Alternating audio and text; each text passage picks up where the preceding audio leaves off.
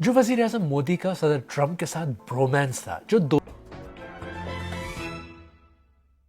دیکھیں وقت بدلتے دیر نہیں لگتی۔ صدر ٹرمپ نے جب اپنا دوسرا دور صدارت شروع کیا تو انڈین وزیر اعظم نریندر مودی ان پہلے غیر ملکی رہنماؤں میں سے تھے جو ان سے ملنے وہاں گئے، اور اب حال یہ ہے کہ انڈین میڈیا صدر ٹرمپ کو کوس رہا ہے۔ دیرینہ دوست ہونے کے بعد اب یہ تعلقات اتنے خراب ہو چکے ہیں کہ امریکہ نے دنیا بھر کے ممالک میں سے انڈیا پر سخت ترین ٹیرف لگائے ہیں۔ ابھی کچھ عرصے پہلے ہی دونوں ملکوں کے درمیان تجارت کو 500 ارب ڈالر تک لے جانے کی باتیں ہو رہی تھیں، یعنی جتنی ٹریڈ آج ہو رہی ہے اس سے تقریباً 6 گنا زیادہ۔ خطے میں انڈیا کو امریکہ کا سب سے بڑا اتحادی سمجھا جاتا تھا، جس نے چین اور اس کے منصوبے سی پیک کا امریکہ کی مدد سے مقابلہ کرنا تھا، لیکن پھر اچانک بالکل غیر متوقع طور پر امریکہ اور انڈیا کے درمیان تعلقات کو بڑا دھچکا لگا۔ امریکہ نے پہلے صرف دھمکی دی اور اب اسے عملی شکل بھی دے دی ہے۔ لیکن امریکہ کو انڈیا سے پرابلم کیا ہے؟ اس کا اندازہ امریکی کامرس سیکرٹری ہاورڈ لٹنک کی بات سے واضح ہوتا ہے جو انہوں نے U S India strategic partnership forum میں کی۔ There were certain things that the Indian government did that generally rubbed the United States the wrong way. For instance, you generally buy your military gear from Russia. That's a way to kind of get up, you know, under the skin of America if you're going to buy your armaments from Russia. So I think India is starting to move towards buying the military equipment from the United States, which then goes a long way. And these kind of things just creating that relationship, being a part of BRICS, Yep. right? Which is, oh, let's move to not support the dollar and dollar hegemony. That's not really the way to make friends and influence people in America. So, you know, the president calls that out directly and specifically. امریکہ اس بات پر بھی ناراض ہے کہ India روس سے تیل خرید رہا ہے۔ صدر ٹرمپ نے تو کھلے الفاظ میں کہا ہے کہ انڈیا روس سے سستا تیل خرید کر اسے مہنگا بیچ رہا ہے اور فائدہ اٹھا رہا ہے۔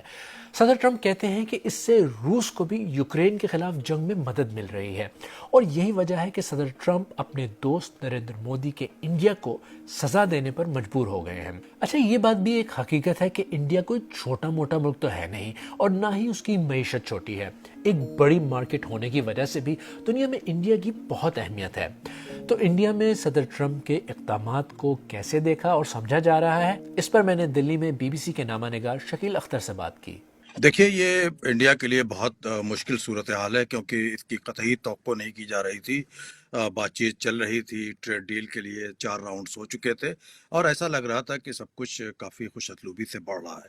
اچانک اتنے بڑے پیونیٹیو ٹیرف، نارمل ٹیرف، تو یہ جو 50% ابھی لگی ہوئی ہے، یہ کافی مشکل حالات ہیں، اور انڈیا کے جو تمام سیکٹرز ہیں، خاص طور سے جیم، جویلری، ڈائمنڈس، ایگریکلچر، ٹیکنالوجی کی کمپنیاں، یہ بڑی برے حالات سے انہیں سامنا ہے۔ تو یہ بہت بڑا چیلنج ہے، اور ابھی اس کا کوئی فی الحال راستہ نظر نہیں آ رہا ہے۔ اچھا، کیا بزنس کمیونٹی کی طرف سے بھی کوئی رد عمل سامنے آیا ہے؟ بزنس کمیونٹی ویسے بھی محتاط رہتی ہے، اور خود انڈیا بھی یہاں پہ کافی محتاط ہے، تو بزنس کمیونٹی تو اسے وہی کہہ رہی ہے جو حکومت کہتی رہی ہے، لیکن اندر اندر اب یہ سچویشن ہے کہ کئی جگہ پہ کئی جو سیکٹرز ہیں، مثلاً ڈائمنڈ سیکٹر نے جو ہے اعلان کیا ہے گورنمنٹ کو، کپڑے کا جو کاروبار ہے جو تقریباً 70% جو امریکہ کو یہاں سے ایکسپورٹ ہوتا ہے، تو وہ لوگ اب یہ کہہ رہے ہیں کہ امیڈیٹلی اس کا امپیکٹ جو ہے امپلائمنٹ وغیرہ پہ پڑے گا۔ تو ایک کافی الارمنگ سینیریو ہے جو گورنمنٹ کو یہ سگنلز جو بزنس انڈسٹریز ہیں ان سے آ رہا ہے، لیکن اوپر کی سطح پر سب یہی کہہ رہے ہیں کہ گورنمنٹ جو اسٹینڈ لے رہی ہے اسے ٹف اسٹینڈ لینا چاہیے، جھکنا نہیں چاہیے۔ تو اس میں کیا وزیر اعظم مودی کی پوزیشن بھی کمزور نظر آتی ہے انڈیا میں؟ یقینی طور پر اس نے وزیر اعظم کی پوزیشن کو بہت ڈینٹ کیا ہے۔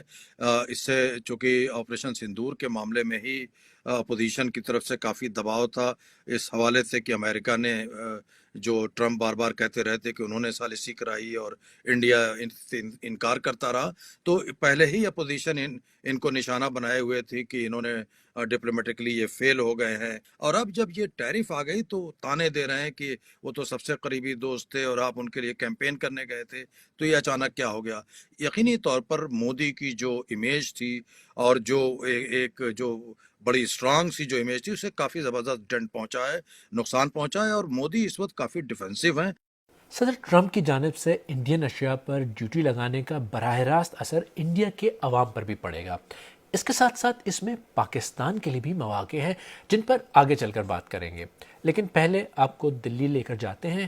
ہم نے وہاں اسی بارے میں کچھ لوگوں سے بات کی اور ان سے پوچھا کہ صدر ٹرمپ کے اقدام کا انڈیا کو کیسے جواب دینا چاہیے.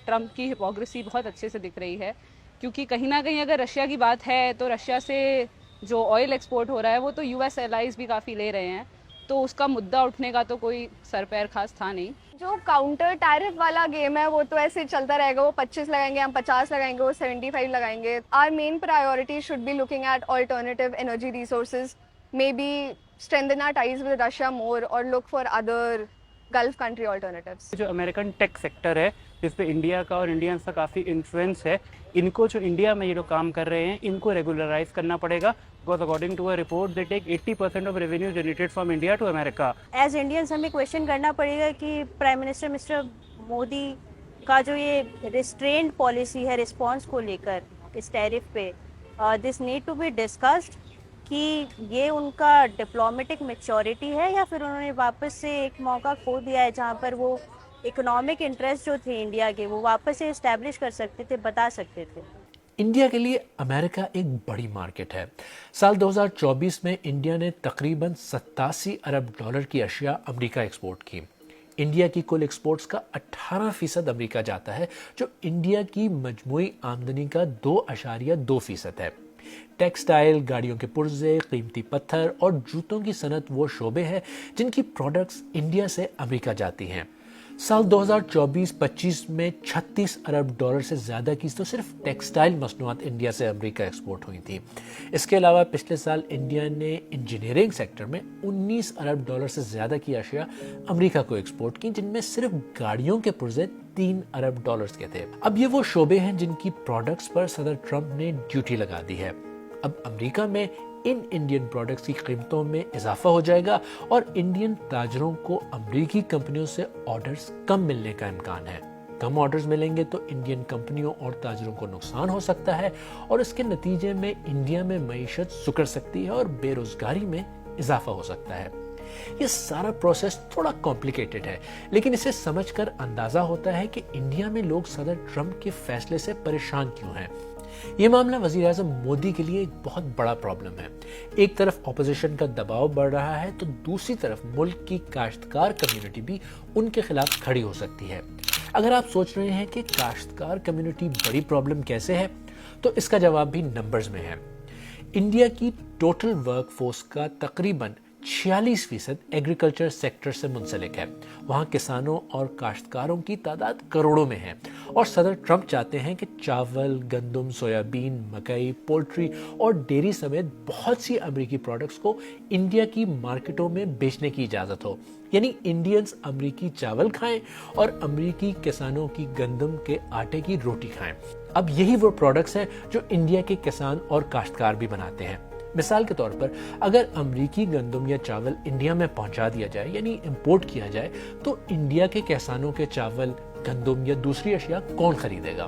انڈین حکومت کے لیے مشکل یہ ہے کہ اگر وہ صدر ٹرمپ کی بات مان لیں تو انڈین کسان ناراض ہو جائیں گے اور نہ مانے تو صدر ٹرمپ ناراض ہو جائیں گے. اچھا، انڈیا میں کاشتکار کمیونٹی کی کتنی طاقت ہے، اس کا اندازہ فرنٹ کے طور پہ اس کو سمجھیں، لیکن ہندوستان نے کبھی اس کو اس طرح سے دیکھا نہیں کہ یہ ایک کولڈ وار ٹائپ کی چیز یا American anti American platform ہے. ہاں، ڈیفینیٹلی برکس کو ایک ملٹی پولر گلوبل سسٹم کو آگے بڑھانے کے لیے اس کو ایک اچھا ایک ذریعہ سمجھا گیا ہے دہلی میں.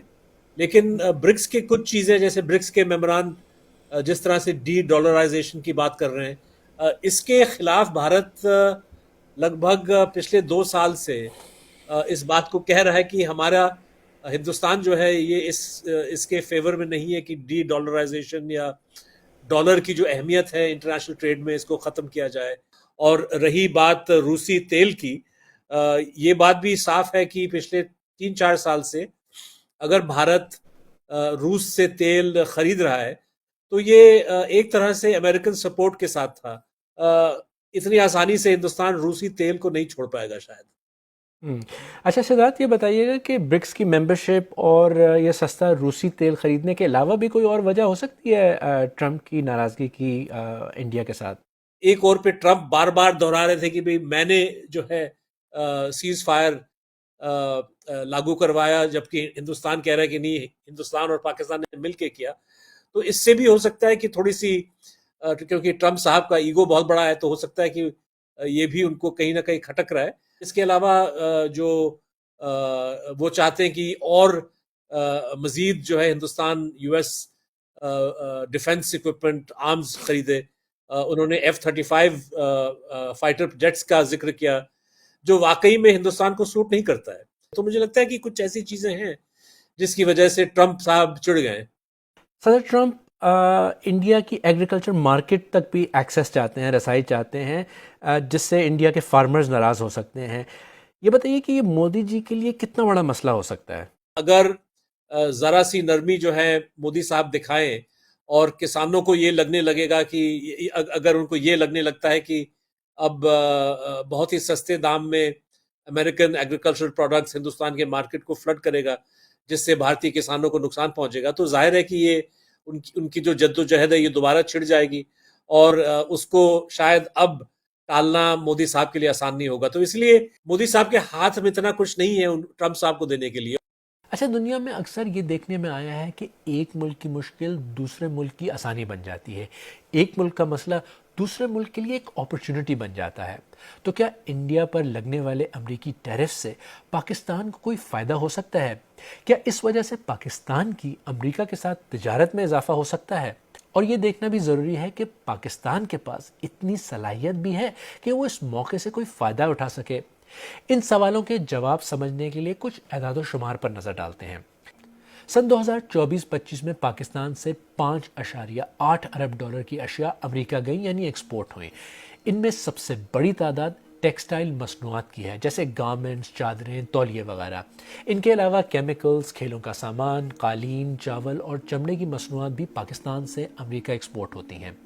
वैसे पाकिस्तान को अभी चंद साल पहले भी एक मौका मिला था, जब कोविड की वजह से वज़ीर आज़म नरेंद्र मोदी ने इंडिया में लॉकडाउन कर दिया था, लेकिन पाकिस्तान में उस वक्त के वज़ीर आज़म इमरान खान ने मुल्क खुला रखा था और इसी वजह से अमेरिका समेत दुनिया भर से टेक्सटाइल के ऑर्डर्स पाकिस्तान को मिलने लगे और पाकिस्तान की एक्सपोर्ट्स में काफ़ी इजाफा हुआ था। लेकिन जैसे ही कोविड कम हुआ और इंडिया और बांग्लादेश में लॉकडाउन ख़त्म हुए, तो पाकिस्तान के हाथ से ये इजाफी बिजनेस निकल गया। तो क्या इस मर्तबा भी ऐसा ही होगा और क्या पाकिस्तान इस सूरत हाल से भरपूर फ़ायदा उठा सकता है? मैंने इसी मौजू पर कराची में सनतकार और ट्रेड डेवलपमेंट अथॉरिटी के साबिक सरबराह जुबैर मोतीवाला से पूछा कि ये पाकिस्तान के लिए कितना बड़ा मौका है।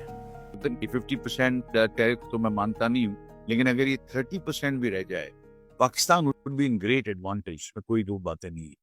हमारे पास जो अपने मसाइल हैं मुल्क के, उसको हुक्मरानों को हमारे हल करने होंगे। तो हमारे पास कैपेसिटी यूटिलाइजेशन का वैसी प्रॉब्लम है।